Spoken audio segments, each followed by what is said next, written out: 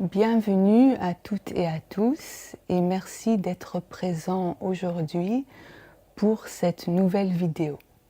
Aujourd'hui, nous allons parler d'un sujet dont on parle de plus en plus en médecine, le cannabis utilisé pour aider certaines personnes malades.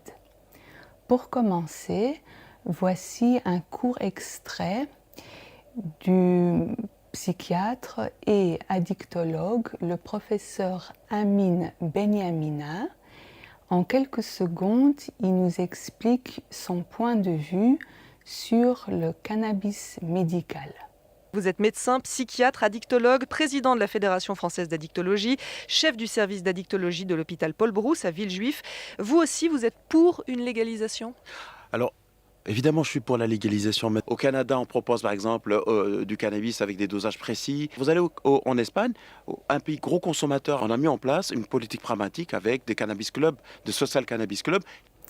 Et maintenant, voici un autre court extrait d'interview du docteur Bertrand Lebeau-Laibovici, qui apporte lui aussi son éclairage sur le cannabis médical. Moi, je suis absolument impressionné, vraiment impressionné, par certains patients qui ne parviennent à supporter leur traitement que parce qu'ils fument 1 ou 2 joints par jour. Est-ce qu'il vaut mieux pouvoir faire son traitement en fumant un peu de cannabis ou renoncer au cannabis et arrêter le traitement? C'est toute la question. Moi, j'aurais tendance à opter pour la première solution. Pour mieux comprendre ce sujet, nous allons maintenant écouter une petite interview du docteur Pascal Dweck. Le docteur Pascal Dweck est à la fois médecin et patient expert. Cela signifie qu'en plus de son expertise médicale, il vit lui-même avec une maladie chronique, notamment une forme avancée de sclérose en plaques. Il utilise des fleurs de cannabis médical en vaporisation afin de soulager certaines douleurs et certains symptômes liés à sa maladie. Avant de continuer, merci de prendre quelques secondes pour lire cet avertissement important sur le contenu médical de cette vidéo.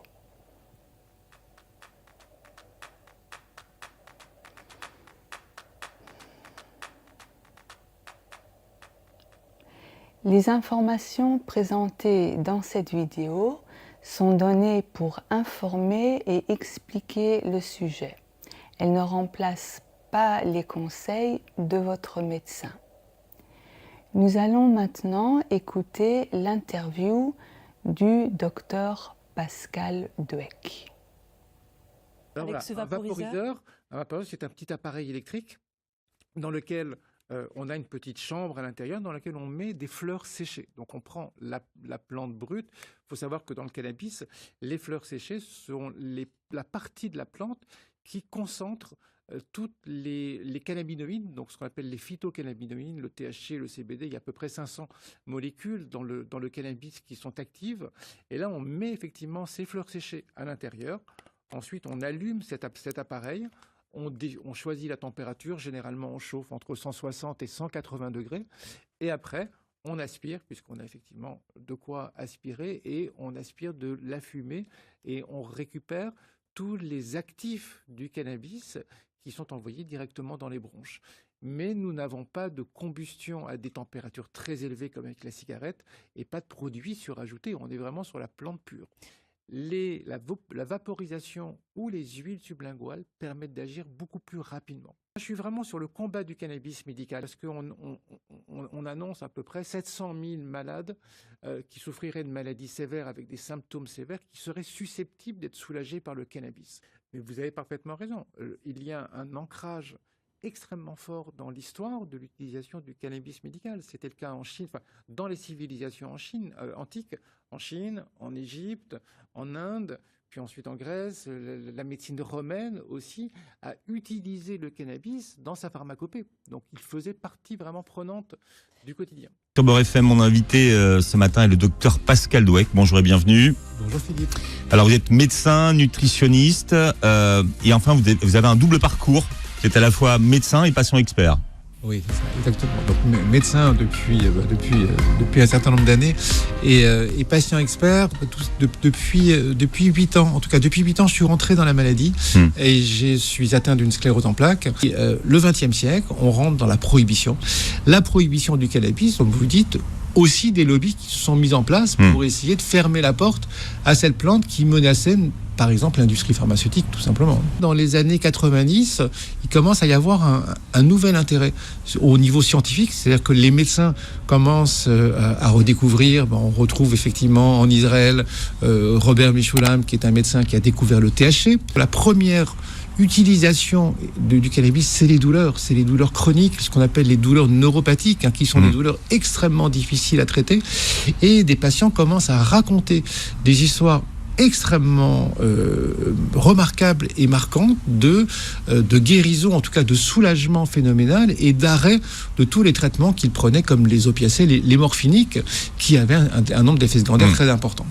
Les professionnels de santé qui n'ont aucune, parce qu'ils n'ont jamais appris à la fac, on ne vous parle pas de cannabis quand vous faites vos études de médecine.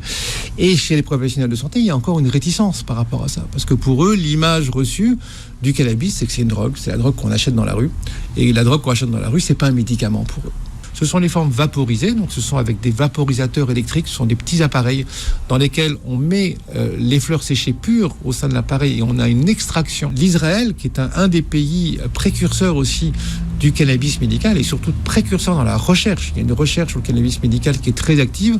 Ils produisent maintenant au niveau mondial du cannabis médical, donc ils sont très présents, plus une vingtaine de pays en Europe qui l'ont autorisé. Merci d'avoir regardé cette vidéo jusqu'à la fin. Dans son livre « Le cannabis médical, une nouvelle chance », le docteur Pascal Dweck propose du THC et du CBD pour des douleurs neuropathiques et en soins palliatifs avec un ratio de 20% THC et 1% de CBD. C'est écrit à la page 123. Et à la page 135, il mentionne, en cas de douleur neuropathique, quelle voie d'administration vaporiser pour les douleurs aiguës et sous quelle forme des fleurs séchées. Et enfin, à la page 242,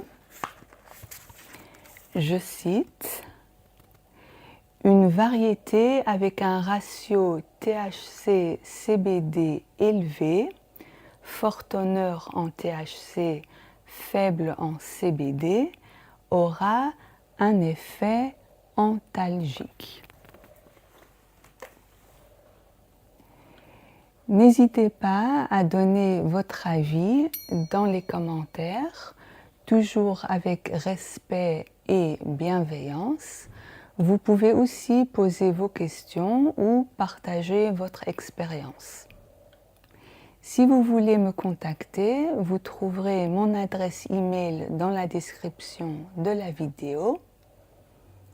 Merci encore d'avoir regardé cette vidéo.